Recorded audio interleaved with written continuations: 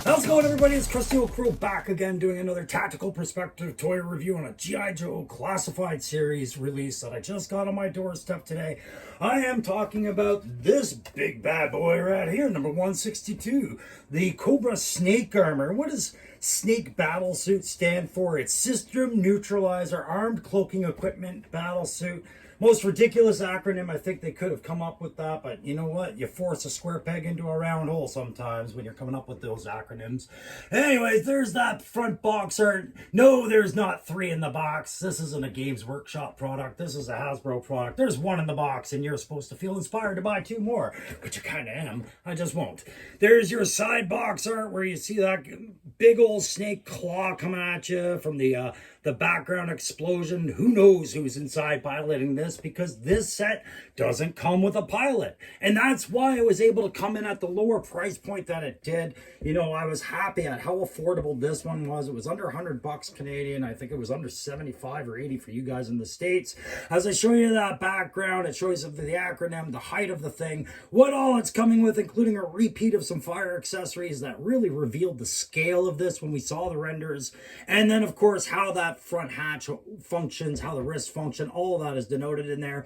And then they want you to pay attention to the interior cockpit detailing that they've done in here. It's very reminiscent of what we've seen with some of the HasLab cockpit interior, not in how it's lit, but in just how intricate some of those panels get. And then we get a shot of the rear. The primary combat functions for the Snake, I have no idea what these are. You guys can look these up somewhere. I know that a certain YouTuber, David T. Allen, our announcer from Joe Fest, has a list where he can go through some of these and maybe share that with you. So don't forget to check out David T. Allen's channel, as he does lives pretty much every day going over Joe's and going over this stuff. But for today, I'm just going to finish showing you the box, including the QR code to Nobody Gives a Crap Anymore. And I'm going to tell you that I was pretty bowled over by this thing. And honestly, you know, I knew it was going to be good. We all did. You didn't need crystal ball to see Snake coming here. We knew this was going to be important to the line. The debate being, how are they going to make this thing work? How are they going to get that thing to open up and put a soldier inside the way we did with the clamshell effect in the 80s? It just can't work for classified, can it? And yet, Lenny and his team over at Hasbro had proven that it can. And they've done an exemplary job. I'm going to get into this thing. I'm going to give you guys my tactical grade on what I think a mobile exoskeleton battle suit brings to the table for Cobra and where the ups and downs might be. I'm going to talk about that play grade of what Hasbro's provided us with a set like this, and I'm going to give it that S.N.A.K.E grade, that French Canadian for, I don't know what's going on, but there's something going on here. And it'll have a lot to do with the versatility and fun factor of this thing. So guys, you know what to do. That like, share, subscribe has been helping this channel get up momentum, and man, I'm enjoying this momentum. It's really getting a lot of fun doing these fig reviews and hearing your guys' feedback as more and more of you chime in on what you think of some of these toys as I get the ring light off that. Anyways, guys, I'm going to go open this thing up. I'm going to play with it. I'm going to take that photos and give you guys my grades, and we'll see you, in a different setting. All right, so I've had a chance to take him out of the box. I've gone through that real simple assembly of this unit.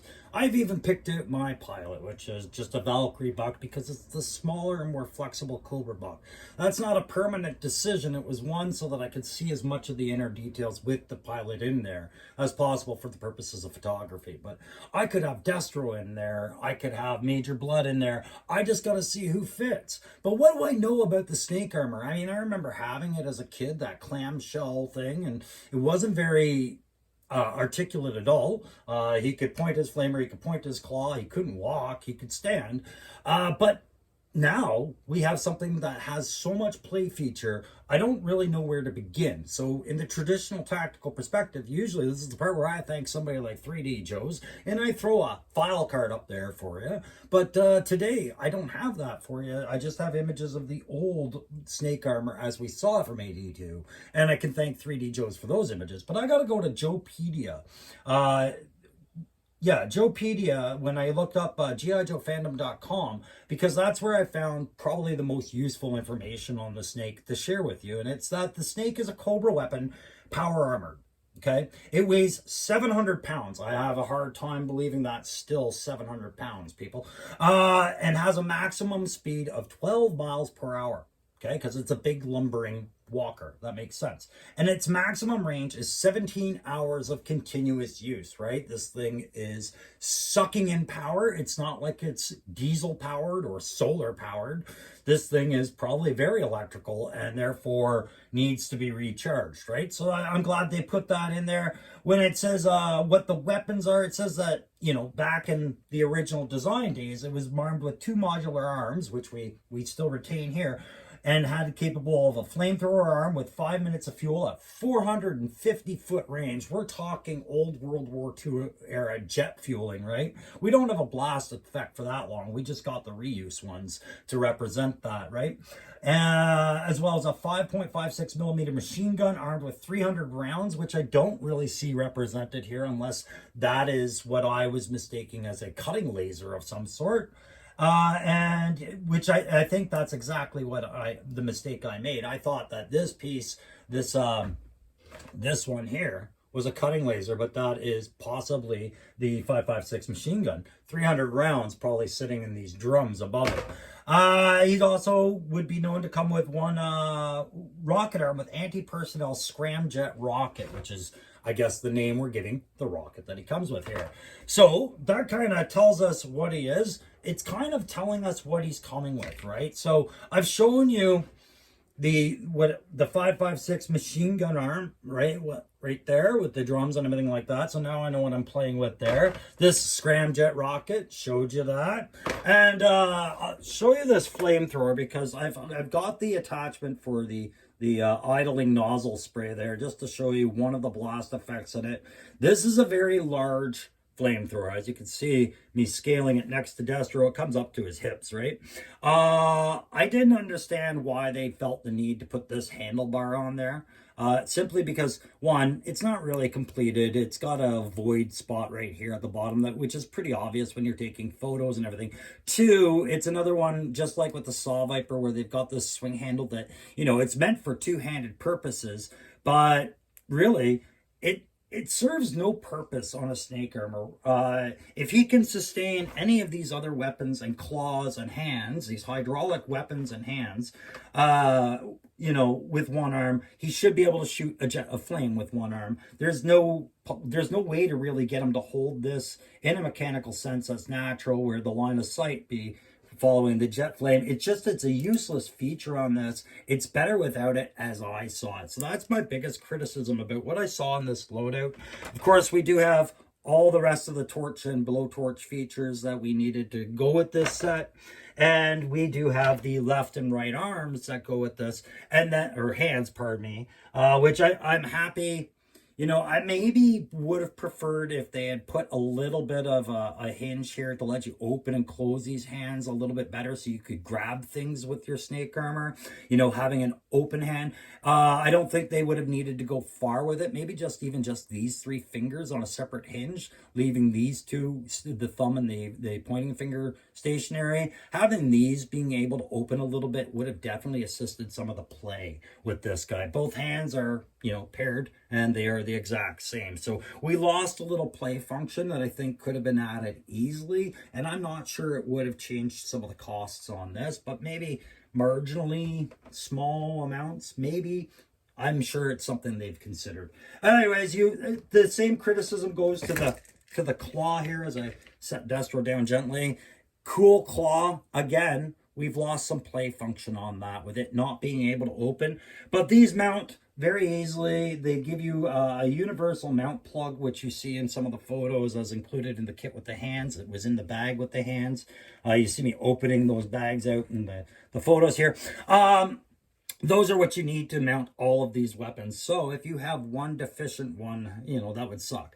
Thankfully, I had no problem seating any of these things on there, right? So that is the kit. The other bag that you get in this is the one that completes kind of the assembly purposes of it.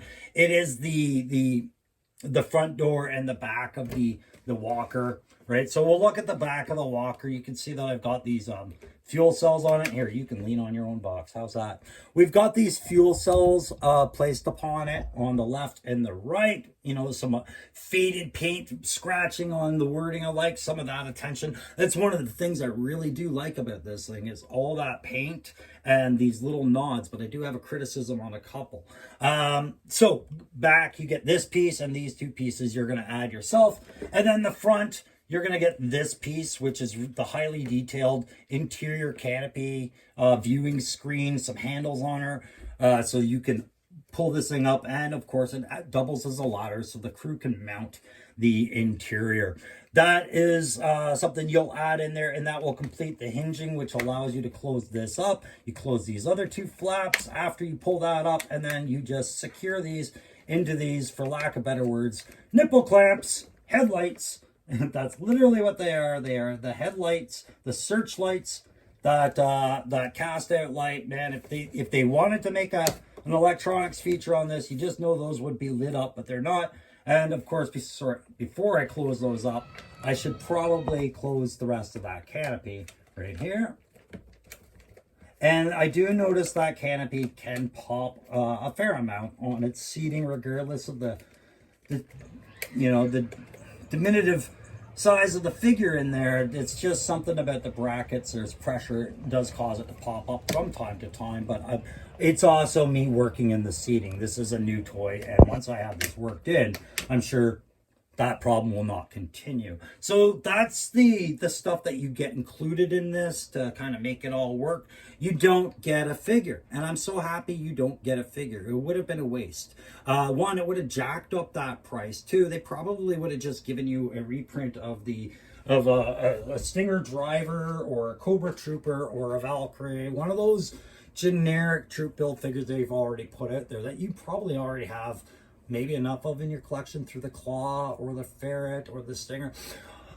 Secondly, you know, every collector that buys these has a vision of who they want piloting. Maybe you always want this closed up, so you don't even want a figure in there, or you don't need one in there. Maybe you wanted a Tech Viper in there. Maybe you wanted a Bat. Maybe you wanted Destro. Maybe like me, you wanted a Valkyrie or a generic trooper. The point is, it would have been wasted to include one in here because people probably would have just switched it out anyways. And by not including it, we've allowed that cost to come down, which brings us to a problem.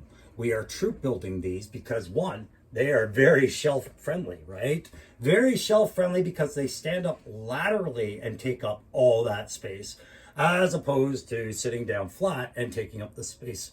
Sorry, not laterally.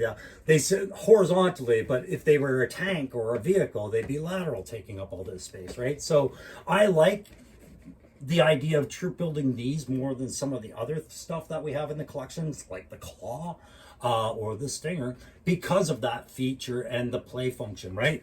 I can mount troops onto these brackets. He has handlebars on his shoulders exactly for that.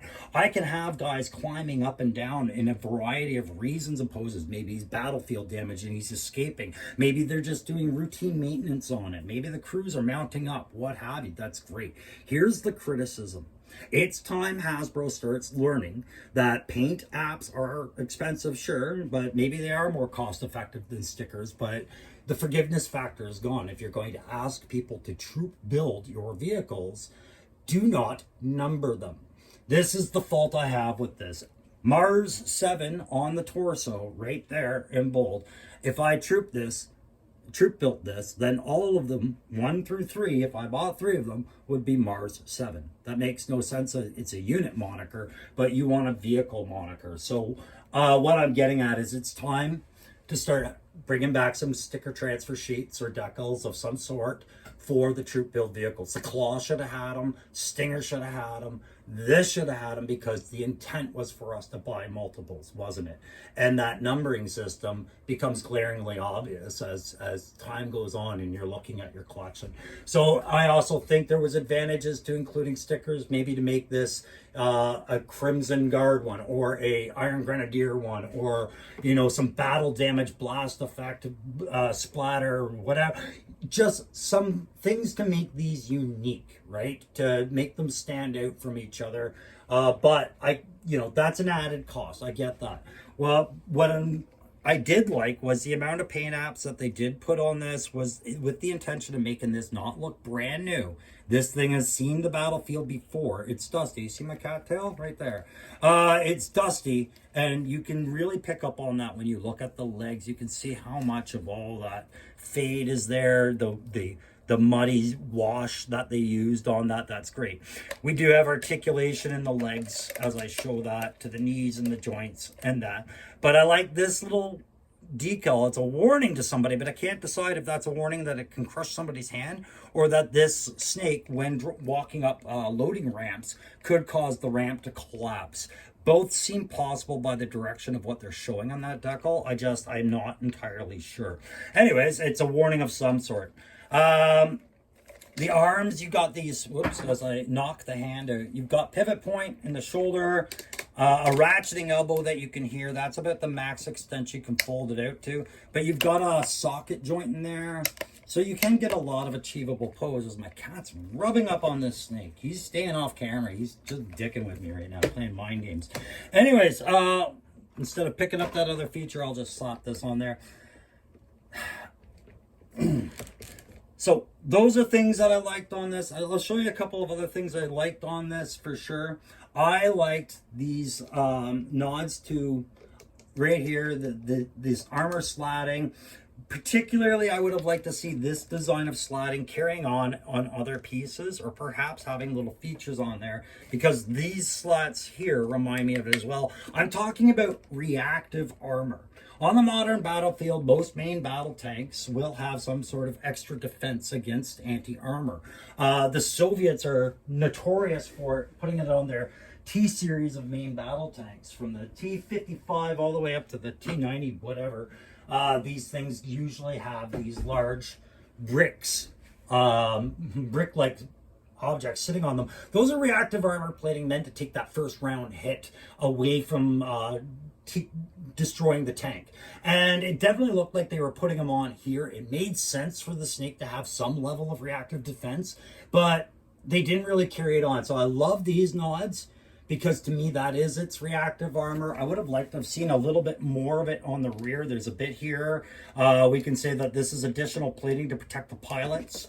Sure. But maybe some smoke grenade dischargers or something would have been nice to have knotted on here. Again, we're getting into expenditures, but it all goes to the purpose of when I get into the tactical grading of this, you'll see where I was going with that.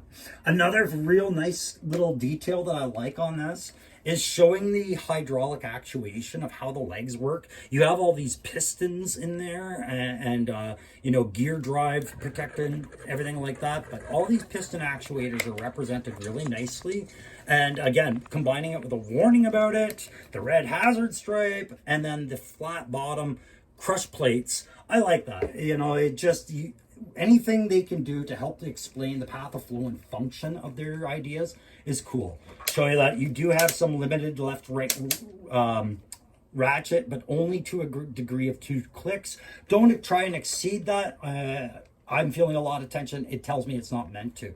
The last thing, these little subtle features I wanted to point out to you on this one here, guys, is the inner roll cage. Think about this, right?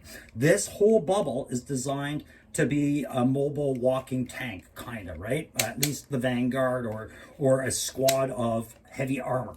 So you'd want to protect the pilots, and in that, this thing's going to get knocked over or take a couple of hits, and all the armor plating has to sit on something solid. And I think they've done a solid job representing that this thing would have a roll cage in it, right? You don't see it so much on the interior because of it's all mounted control paneling and gears and controls and everything like that. But you do see it here in the waist. You can see the support of that roll cage beginning. And you can tell that these handles are probably connected to that roll cage, and that these handles up here are the same material, but they wouldn't be connected. But it just lends to that vibe that this pilot has something protecting them. And you'd have to imagine that maybe they're incorporated into the armor here. It's not represented fully, but there's nods to it, and I appreciate that, because again, show me that the concept works, right, in reality, and then I am dumbfounded by it. You know, I love it. You know, it was only a matter of time back in the 80s and now that we got giant exoskeletons into classified line. Back then, they kind of half-assed it. Here, they really give us a representation of things we've seen cinematically throughout our lives. Be it Power Rangers to Real Steel to RoboJocks to whatever, there's always been a place of curiosity, fascination, and that's cool factor around the idea of the giant walking robot. And the snake armor system neutralizer, whatever it is no exception to this. So I'm going to get ready to give this thing a grade. Okay, so let's start with the TAC grade. As I just quickly show you, while we don't have blast effects for that machine gun, Marvel Legends blast effects do seem to work to some degree. But it's a thicker post that you're looking for the blast effects for that machine gun, which aren't traditional. You can see I had him balanced for a second there. And of course, who knew that blast effect was so important to his balance? But you can balance him in a stride if you wanted to. There we go. Anyways, let's talk about the TAC grade for this thing. Okay, first I'm going to talk about why I'm giving it a 5 out of 5 because of what Hasbro did.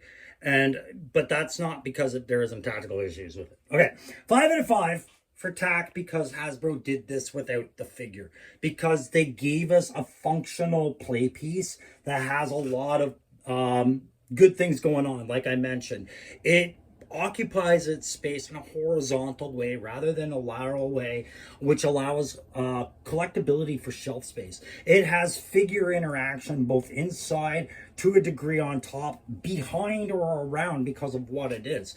This is sweeping mobile infantry support, and they've made this way better than it ever was in the 80s. Okay, I'm hands down giving them a 5 out of 5 for their approach. And I think they made it affordable for you by not including that figure, and that was the right choice. They gave you some good play functions, but, I would ding them on some of them. I didn't like the flamethrower handle, made no sense.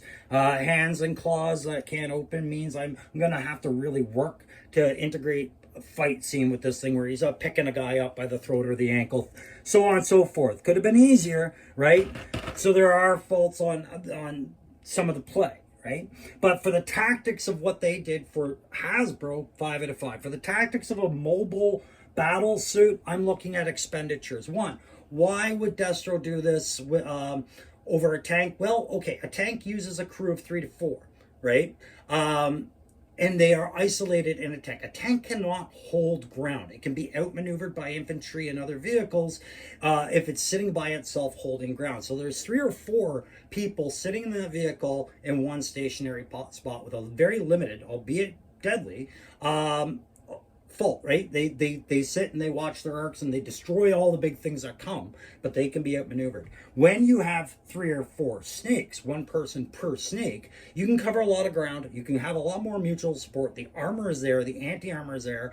It's a trade-off, right? Tanks in open environment, snakes in closed environment. That's why on the box we see them in that urban battlefield setting, because this is where they'd be more effective. A tank has a lot of vulnerability in a 360-degree battlefield such as a city. So these make sense. But again, I come back to why would Destro deploy these when really a swarm of bats just upgraded would accomplish the same thing, right? So the tactics are kind of, that's not a problem. The weapon assortment's anti-infantry machine gun. This thing's a lumbering behemoth.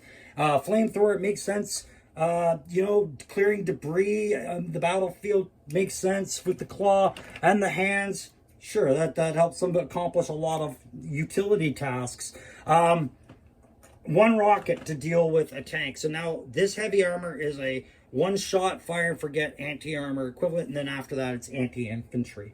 So there's some trade-off on what it's doing and why. 17, I like the write-up on it, but I can't hold it to it. The 17 hours of battle and everything, I like that explanation. So the TAC, I'm staying 5 out of 5, but there are tactical issues with this because it is a fictitious sci-fi thing. So I can only go so far with my qualms, right? Anyways, let's get to that play grade. The play grade for this thing, I'm going to give it a 4 out of 5. It's a lot of fun. You can do a lot. It is probably my vote for small vehicle of the year, even though it's not really small. Just that price point vehicle-wise, it's well below a HasLab. It's under a Vamp. This is sitting at less than $100. That's good to go where I come from. So I appreciate what they gave us to play with for the play it brought. All those weapon features, some of them hark back to the original Snake. and some of the redesigns really make them look more interesting and all of that. But again, I ding them the point for not making these more articulate, at least with the one single hinge to open the hand, same as a claw. And I ding them for a phoned in flamethrower that made no sense for this piece at all, albeit it just kind of looks cool, right? Aside from that, the play factor on this, the other reason I'm dinging it is because we want to collect these. Great, they don't give us a troop build figure we didn't need, but the numbering system to me was a mistake over stickers, so that's where I'm going to carry that over. And now we're in that je ne sais quoi grade zone, guys. That French-Canadian for I don't know what's going on, but there's some shit I like about this or I dislike, okay? I'm going to use this one to push just one point of relevance about it, and that's the idea of the exosuit armor. Everybody loves it in science fiction movies, video games, comic books, after-school cartoons, everything like that. We love it, man. Power Rangers, friggin' giant robos everywhere. We love them, right? Do they translate well into an actual conventional force-on-force combat concept? No. And here's why. And I'm just going to keep this simple. This is why it's going to get a 4 out of 5. Because I love everything Hasbro did with the Snake armor. From the details to just the little faults I picked up on it aside. Everything about this toy is great. It would normally get a 5 out of 5 on the Je ne sais quoi for how much it satisfied me. Again, what they did with it, they had to do with it, or they don't do it at all. Put a character inside or don't do it. The reason I'm taking that point away is the idea of the different types of kills we have in a conventional anti-armor role. We have the K-kill, which is just completely destroyed the vehicle, you know, from weapons to track to everything. That thing is debris. But we also have what's called the mobility kill, and that is an example of a tank where the track or any kind of suspension area has been damaged to the point on your opponent where they're not going to move anymore. They are a stationary target. That means they're ripe for finishing off. A mobility kill does not make you combat ineffective per se. In a mobility kill, if you have a turret and defensive systems and electronics, you can still fight your vehicle. So, a mobility kill for a tank with multiple crew on board may not take it out of the game, may be reparable, may be salvageable.